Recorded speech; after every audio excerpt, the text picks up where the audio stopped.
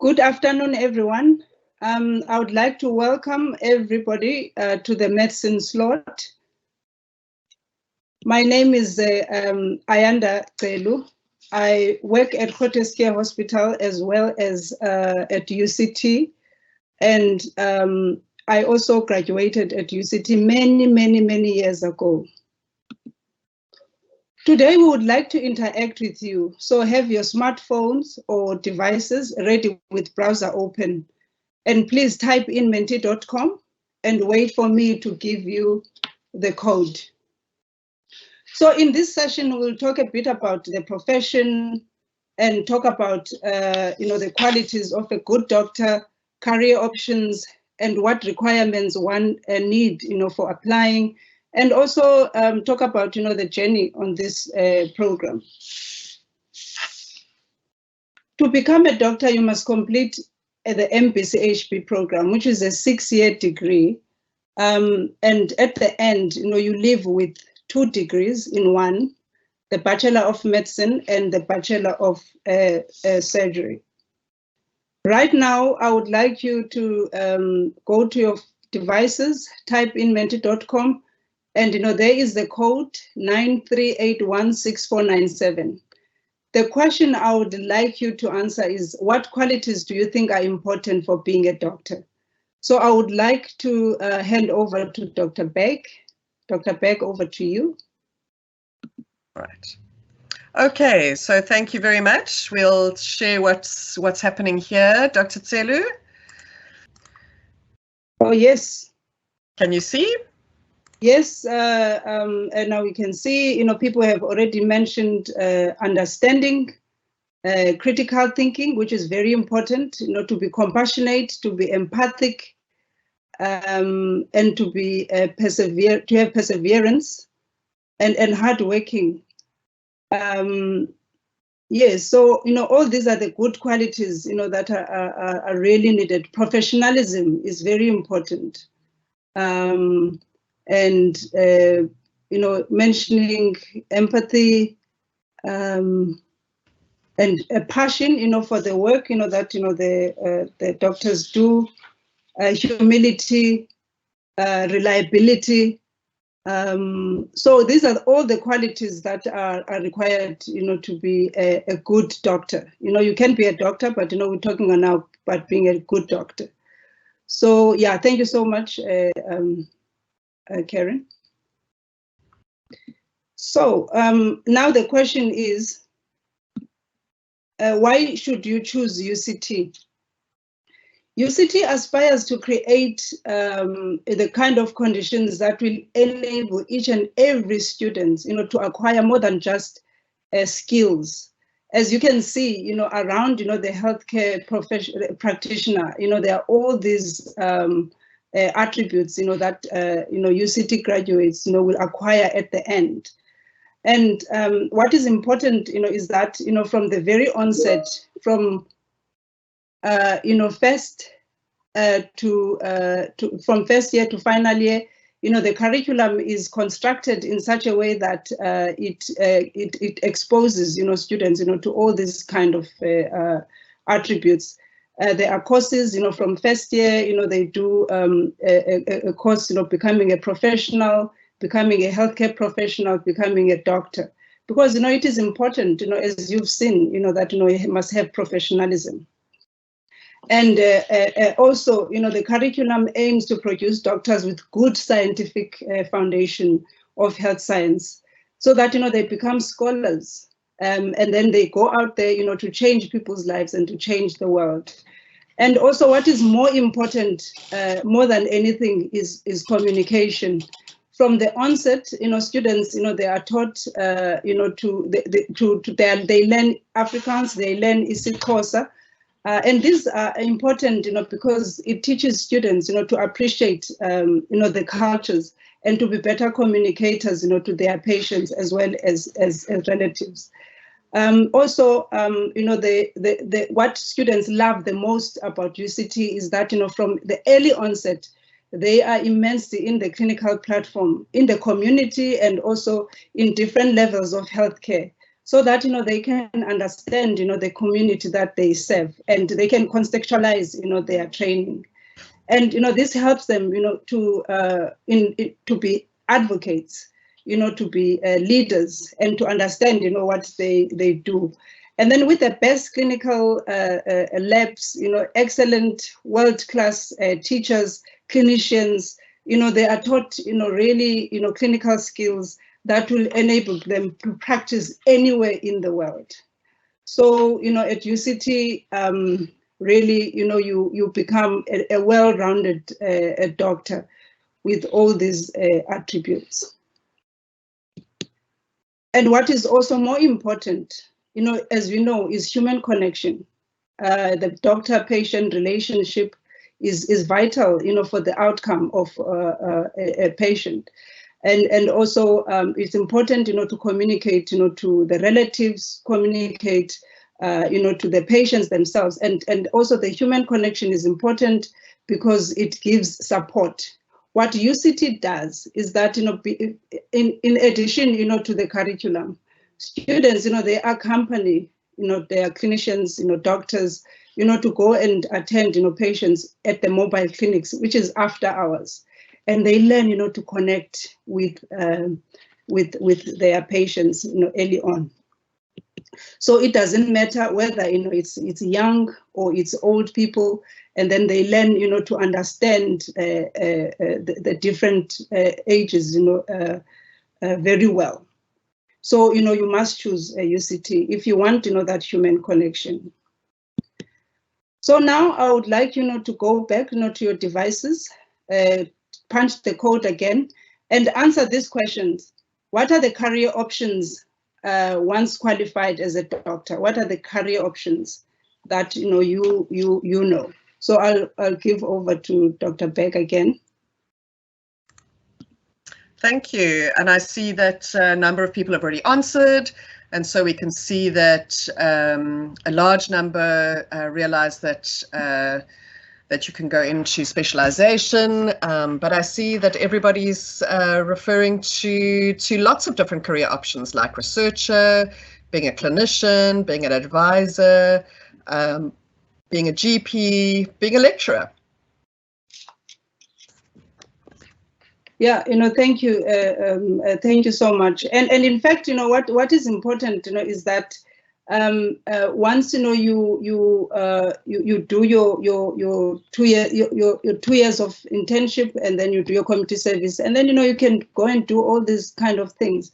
And then if you want to specialize further, you do 4 years, and then you get, you know, your basic specialization degree. And then, you know, there are over 30 specialization that, you know, one can choose. And then if you want to study even further, you know, you can subspecialize. And you know, if you want to be a cardiologist, for example, and you want to be a critical care specialist, you can go and do you know, all that. So I'm now going to ask, you know, one of our past students, who is in fact, you know, also again, you know, a current student, is Dr.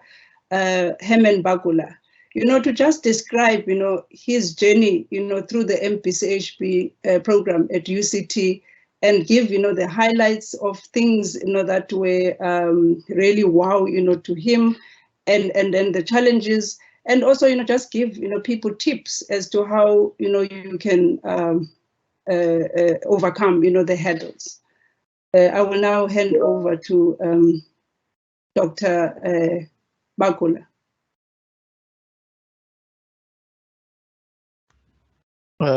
Do we have Dr. Bagula here? So Dr. Gcelu, it looks like Dr. Bagula hasn't arrived yet, but perhaps we could, our HSSC chair is here, and we also have Dr. Wickham, who could answer questions. So perhaps, there we go. We have our HSSC chair, Saeed Miller, who's a third-year student, and he can perhaps answer some of those early questions for you, Dr. Gcelu. Yeah. So can I ask you, you know, to describe, you know, your journey, you know, through the MPCHB program so far? So it's been quite rough. I started out in 2019. I'm currently a third year student. Yeah, MBCHB, it takes up a lot of your time and it's difficult to live a balanced life. But through the guidance, using your lecturers as support, you're able to adapt. And yeah, eventually it gets better and you become used to having this heavy workload. So currently with COVID, it was quite difficult adapting to having full online teaching and then last year having some teaching online and coming in person for some things. But this year is looking a bit much better where we're trying to move back to full in-person teaching. So there is some hope. So now what if now you were to highlight, like the way you overcome, some of those challenges, what could you say? Challenges would be, I guess, scheduling, because the timetable is packed from 8 till 5 every day. So it's best to have a schedule plan when you're going to do lectures, when you're going to make time for your friends. It's important to live a balanced lifestyle, when you're going to make time for exercise, social events. So yeah, that is the most important. And if you were to to give advice to the people that want to come to UCT, what are the things that you would like to share with them that you would have known beforehand, would have liked to know beforehand? Yeah, try to make as much friends as possible, because studying becomes so hectic that when you look up from your books, you're lonely basically because you don't have any friends around you. So make a lot of friends on the first day during orientation week already. Make friends that you have a support system here. Reach out to your lecturers for any help. If you have any questions, need clarity on anything, use your lecturers. They are there to help you through your journey through this degree. Like I said, plan your days ahead. It'll make your life so much easier just having a plan for when going ahead. And can I also ask, what is the social support like, at UCT? So we have the student development office. If you have any mental or psychological issues, then they can refer you to the appropriate support services. And then also there are societies and organizations that have events where you can meet new people, where you can interact with people in your degree that you're studying and outside of your degree. And I recommend that when you do come to UCT, that you do join these societies so that you can broaden your social circle. Thank you so much. I can see Dr. Bakula is here, so perhaps you can also add and just describe your journey through the program. Thank you, Dr. Bakula. Thank you, Dr. Gcelu. Can you hear me? Yes. Okay, perfect. Yeah, so as Dr. Gcelu said, I'm Dr. Herman Bagula. I'm a UCT, I did my undergrad at UCT, started in 2011, completed in 2016 in medicine. I then went to Pretoria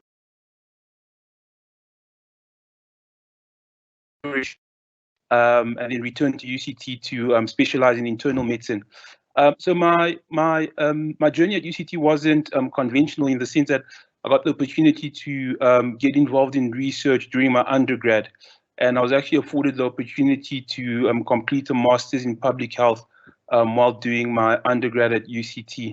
It obviously came with its challenges. The ones I can think of the top of my head would be, for example, the transition from high school to varsity being the lack of structure. You obviously have quite a bit of freedom, and I think I and a lot of my friends just struggled a bit with the structure that you need to create for yourself, and obviously just needing to be consistent.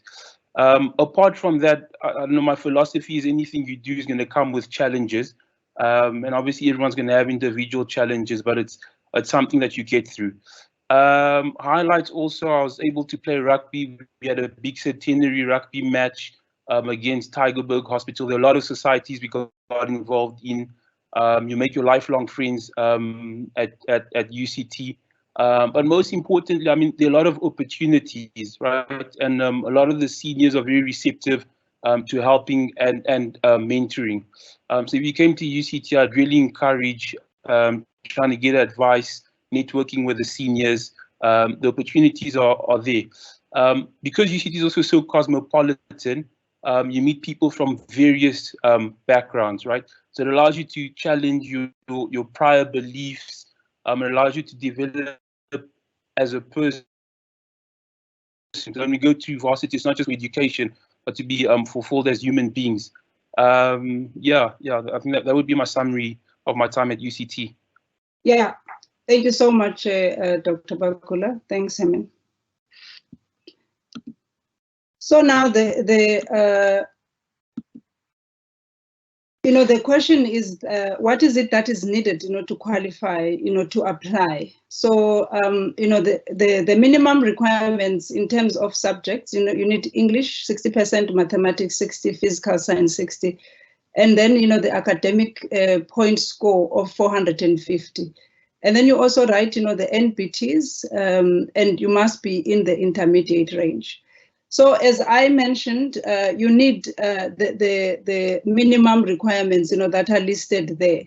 But what is important, is that, these are just minimum requirements. You must remember that some of the students, they get 100% in mathematics, physical science, they get 100%. So if, you just aim for 60%, then you're going to run into problems because there's lots and lots of competition. Just, remember that. So the goal of each and every student is to graduate.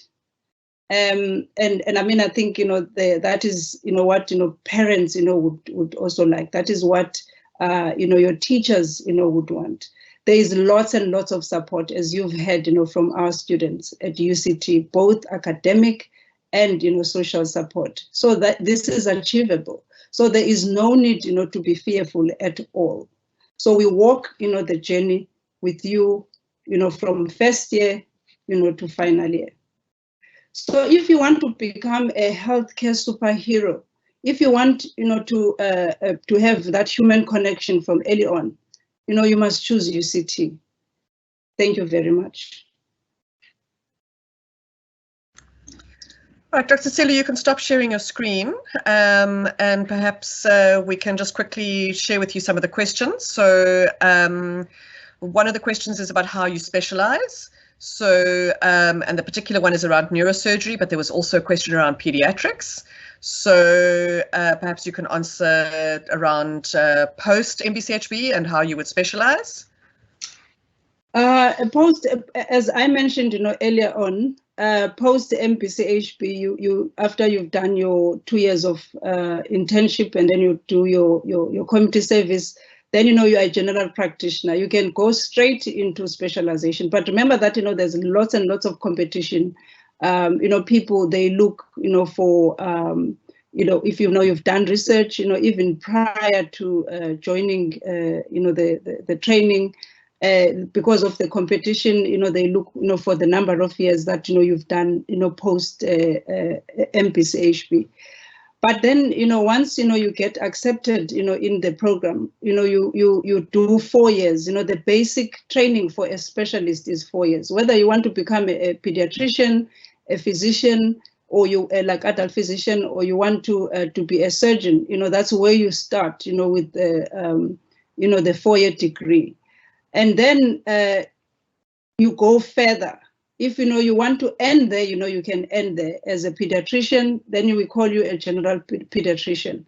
But then, if you want to go into subspecialty, then that's when you choose your specialization. Go into cardiology, and then if you are doing surgery, you want to be a hand surgeon. You can hone into that. If you want to be a cardiothoracic surgeon, you have to do basic, surgery first, and then, you go and do your cardiothoracic surgeon. The same as neurosurgery, because, you need the basic principles of being a general physician first. Any other questions? Yes, so a few questions around, one question around when starting to work practically with patients. And so we answered around the middle of third year, but that there are also opportunities to volunteer in other capacities. And then there's a question around the career options available for MBCHB. So I think we covered that already. Around some of those, perhaps you can just revisit that. So perhaps just to follow on from your from the last question about how long it takes. So perhaps we can just clarify around the duration of the degree, internship, community service, and then follow on with the. So perhaps Dr. Gcelu, you can answer that one around the duration. Yes, the duration of the training for the MBCHB is 6 years.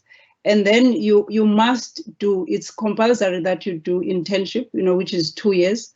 And then it's compulsory that you do community service, which is an extra year. And then if you want to, to work as a general practitioner, now you'll be an independent general practitioner. So you can work as a general practitioner. But if you want to specialize, then you have to do 4 more years. And then if you want to subspecialize, you do 2 more years, 2 to 3 years, depending on the subspecialty. So in total, it's a 6. If you count that before you get to the end of your general like specialization, it will be 6 plus 3 plus 4. So and then if you want to go further and subspecialize, then you add 2 to 3 years further. And sometimes people while they are doing the MBCHB, like what Dr. Herman has highlighted, not that it happened with him, because he did it concurrently. Sometimes students they break away for 1 or 2 years to do either masters in like lab work, and then they also they can do a PhD, and then they can join the MBCHB program. So that will take longer than the 6 years, but you would actually live with MBCHB and another degree. Thank you very much, Dr. Gcelu. So some of the other questions are around funding, and so perhaps I can take that question, Dr. Gcelu. Yes. So the funding, colleagues, is that, and just a reminder in case you weren't present in the earlier part of, is that I'm Dr. Karen Begg. I am the Deputy Dean of Undergraduate Education. And some of the funding opportunities, should you meet the criteria, that you will be able to apply for the National Student Financial Aid Scheme. And that's available to all degree processes, not just MBCHB. There are scholarship opportunities, entrance scholarship opportunities for the top students in different categories for the faculty. And then there are a number of bursaries. Some you need to look out for are things like your Department of Health. So each of your provincial Department of Health, you must look out for those opportunities. And then there are a number of other bursary options available on the website. So have a look on the UCT student website and you'll see a number of bursary opportunities there. So first of all, make sure that you apply if you fill the criteria for NSFAS and for the mid-level bursary scheme as well, should you not apply. So plenty opportunities for bursary applications. It is an expensive degree, so but all tertiary degrees are fairly expensive. So thank you. I'll hand back to you, Dr. Gcelu, and just indicate some other questions are particularly around transferring from some other degree processes, and so we've answered those to say that you can apply from a tertiary degree process. And I'm just looking at a number of other questions. Dr. Wickham, have you seen any others that we haven't answered yet? Perhaps you can answer this one, Dr. Gcelu. When doing an internship, are you paid? So perhaps you can pick up that one, and then Dr. Wickham can look whether there are any other questions that we haven't answered yet. Thanks. Because, that's the greatest thing. When you are an intern, you get paid. In fact, you get paid well. You can have accommodation, you can have transportation and do other things. So you get paid, for 2 years, and then when you move to do community service, you also get paid. Only up to, the MBCHB like a degree. When you are an undergraduate student, then you don't get paid. Thank you. Some of the other questions relate to internship and community service, about how that process works. So perhaps you can add to that we've answered that you apply to the Department of Health and that they do the placements. Perhaps you can add anything further around that, Dr. Gcelu? Yeah, I think the like you've mentioned, it's really a matter of the students, they give their choice, but it's not necessarily that you'll get your choice, but you get placed anywhere where there is space. So there's lots of competition for space. So yeah, but most of the people, they get space, even if sometimes they don't get it as early as others. Thank you. And then I see there's a couple of questions around health sciences. So health sciences is the broad term that we use for all of the health professional programs, including medicine and occupational therapy and physiotherapy and audiology. And so the question was, do I need to get into health sciences to do medicine? So in fact, medicine is one of the health sciences degrees, as is physiotherapy, occupational therapy. Dr. Wickham, have you picked up any more? Hello, good afternoon, everybody. I've just picked up a lot about specialization, yes, various fields that people are referring to, and just in general, then just to echo what Dr. Gcelu had said earlier, that for any specialization, you have to complete 6 years MBCHB, do your internship, your ComServe, then apply, and it's a further 4 years. So that's 6 MBCHB, 2, that takes it to 8, plus 4 years in the field, whether it be general surgery, psychiatry, pediatrics, and thereafter a subspecialization. So your first step to which you reach a specialization is after 6 MBCHB, 2 other, and further 4. So that's 12 years to reach a general specialist qualification.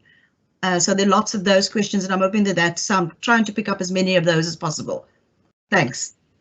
Thank you very much. I see that there's another question about biomedical sciences. So biomedical sciences are done as, can be a BSc in biomedical sciences, either in anatomy and physiology or in genetics. So those can be done as undergraduate. And then we also have biomedical engineering that's offered at the faculty, which is also very exciting. I see that there's some questions around applications for medicine. So perhaps I can answer that. So we have around this past year, we had 25,000 applications for all of our health sciences degrees. And we only have space for 450 places across all of our programs. And so you can see that pretty much we're only able to accept around 2% of all of those that apply, in fact 0.2%. So we receive a lot. It's incredibly competitive, and we certainly need to be looking at, so please understand that it is incredibly competitive as we go through that. So I think that a number of those questions have now been answered. So I just want to confirm. So what degree? Dr. Beck, there is a question about the, the students apply with the grade 11 results yes. Or not? Yeah. So when you apply now, as applications are now open, you will apply with your grade 11 results. We will then take into account your grade 12 mid-year results. We don't take grade 12 first term results because generally they're not examinable terms for most schools.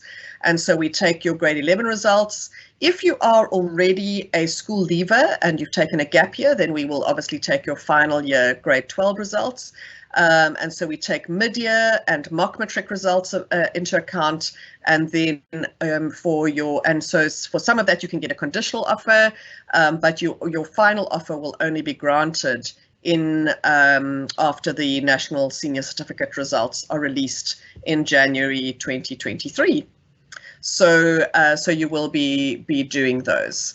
I see there's some questions around the second and third choices. So there are only 2 choices at UCT. And if you need to make changes, that's all of those directions sit on the website in the prospectus that explain how, if you've already applied and now you want to change your choices, those are all already there to be able to answer at that point. Yeah, I think that we have already reached the end of our session. So if there are some questions about overseas, so if you are wanting to look at studying overseas, or once you've followed up with medicine, you must remember that it's a health professional degree, and so for the vast majority of health professional degrees around the world, you are needing to register with the professional body that sits in that country, and so you will need to apply for registration. And some of those countries, almost all of the countries, require you to rewrite some form of examination, proficiency examination, and to then be able to practice in that space. So yeah, you will need to rewrite some form of examinations at that point. There's some practical questions about applications closing, and so they close on the 31st of July. Yeah, so forensic science has come up a couple of times. Forensic science, you can either do as a scientist, in which case you do a BSc and then do a master's, or otherwise you do an MBCHB and then specialize as a forensic pathologist, which is a specialization, similar to how Dr. Gcelu has explained what happens in most specializations. All right, so I think that more or less answers all of those questions. Once you have qualified as MBCHB, you absolutely receive a salary during internship and community service. And so a lot of those questions have already been answered. Karen, all right. Yes. Karen, there's a question about research opportunities while doing an MBCHB. So if you would like to do that during your MBCHB, is that you would you have a special studies module that allows you to do some research. We also indicated at the very start during my presentation a bit earlier that there's opportunities for the exceptional students to run intercalated degrees. So in general, you're not allowed to run 2 degrees concurrently, but there are some special circumstances where we offer students who are able to run a intercalated honours degree or a master's degree together with MBCHB, but it is incredibly rare, and there you would be able to undertake some research. But for the most students really undertake their research following their MBCHB degree. All right. So if you are doing Afrikaans and Xhosa, but you're a permanent resident, you will still have to do Afrikaans and isiXhosa as part of your degree program. That is what's required. I think we've come to the end. I see our producer is pleading with us to end the session. This has been recorded, will be available as a recording on the websites, both the UCT and the Faculty of Health Sciences website. So a huge thank you to all of you for attending and for a very lively, this is probably the busiest chat, question and answer chat amongst all of the programs. So a huge thank you to all of you. Please go and look at the websites, and many of your questions will be answered there. Thank you so much, and thank you so much to Dr. Gcelu, to Dr. Wickham, and to the academic governance team who've been answering the questions madly behind the scenes. Thank you so much. Take care. Thank you.